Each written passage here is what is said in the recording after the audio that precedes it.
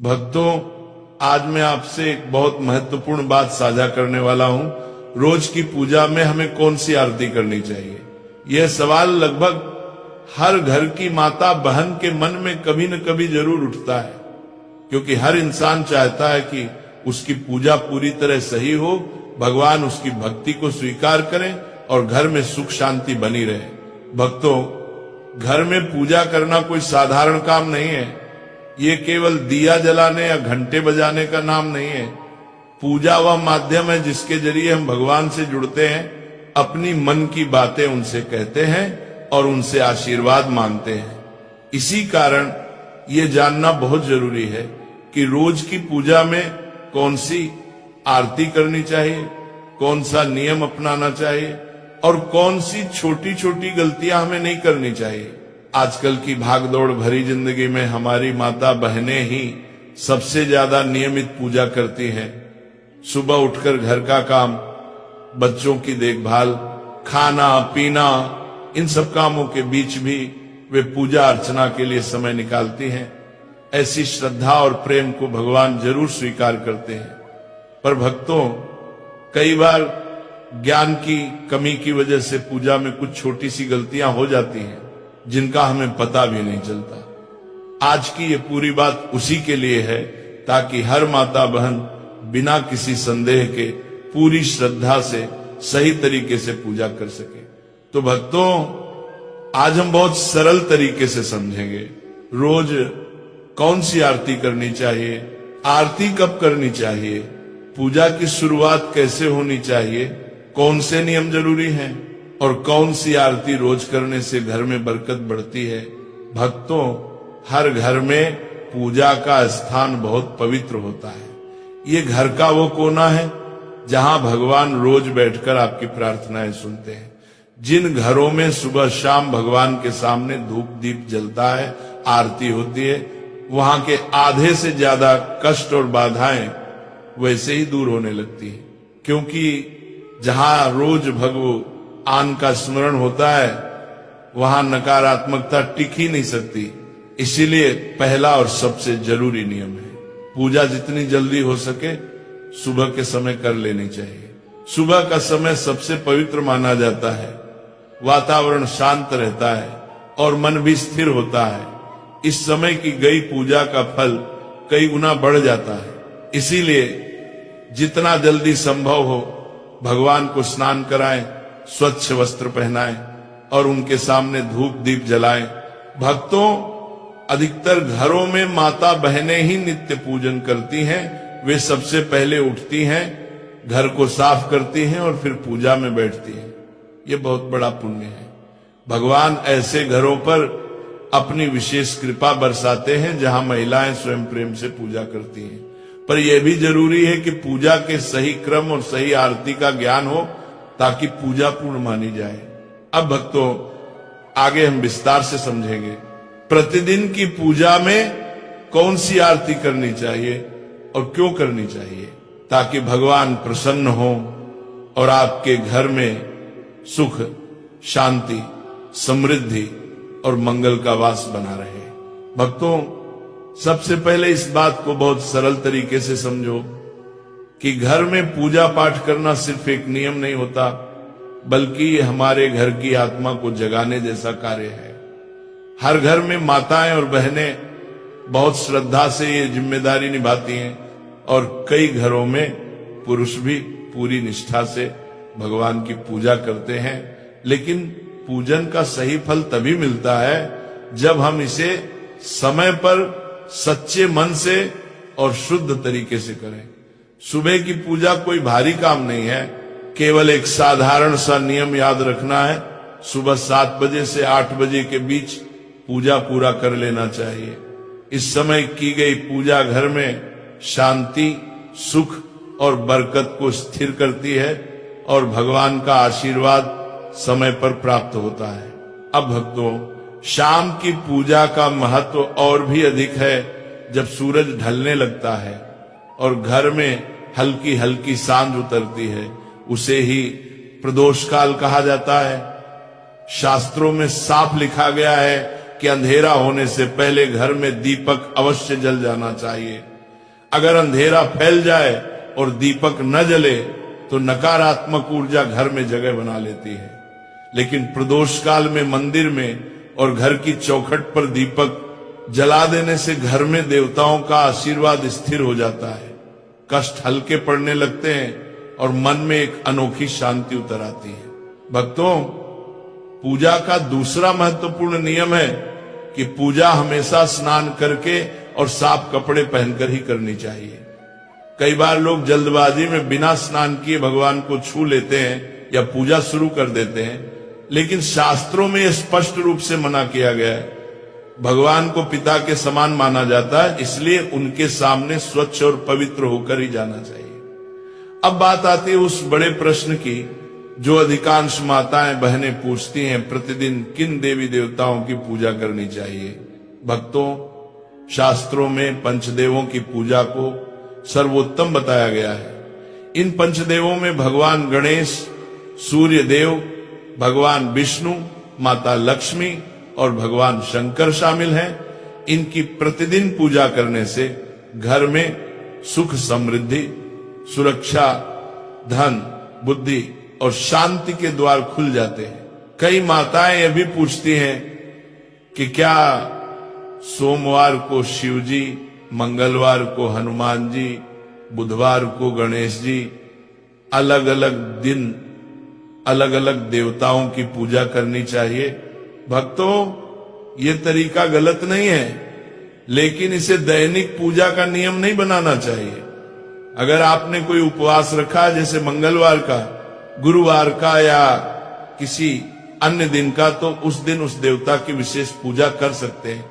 लेकिन नियमित दैनिक पूजा में पंचदेव की उपासना ही करनी चाहिए और इनमें भी भगवान गणेश और सूर्य देव की पूजा सबसे पहले करना अनिवार्य माना गया है। भक्तों, एक और आम सवाल है। गुरुजी, सुबह बहुत व्यस्तता रहती है, नौकरी, बच्चे, घर का काम, ऐसे में लंबी आरती का समय नहीं मिलता।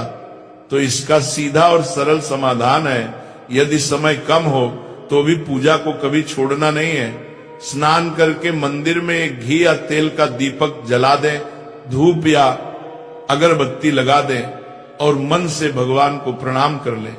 भगवान भाव के भूखे हैं, बड़े अनुष्ठान या लंबी आरती के नहीं। आपका सच्चा मन ही उनकी सबसे बड़ी पूजा है।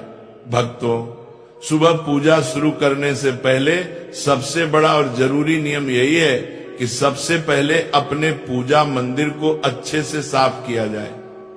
मंदिर की सफाई कोई साधारण काम नहीं है, ये भगवान का स्वागत जैसा होता है।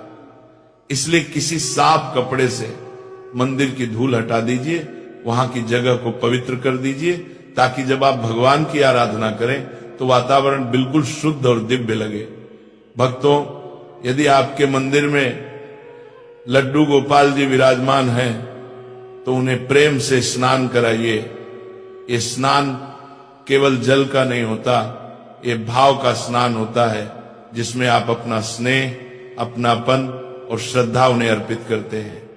यदि शिवलिंग रखा हुआ है तो उस पर शुद्ध जल चढ़ाना अत्यंत शुभ माना जाता है।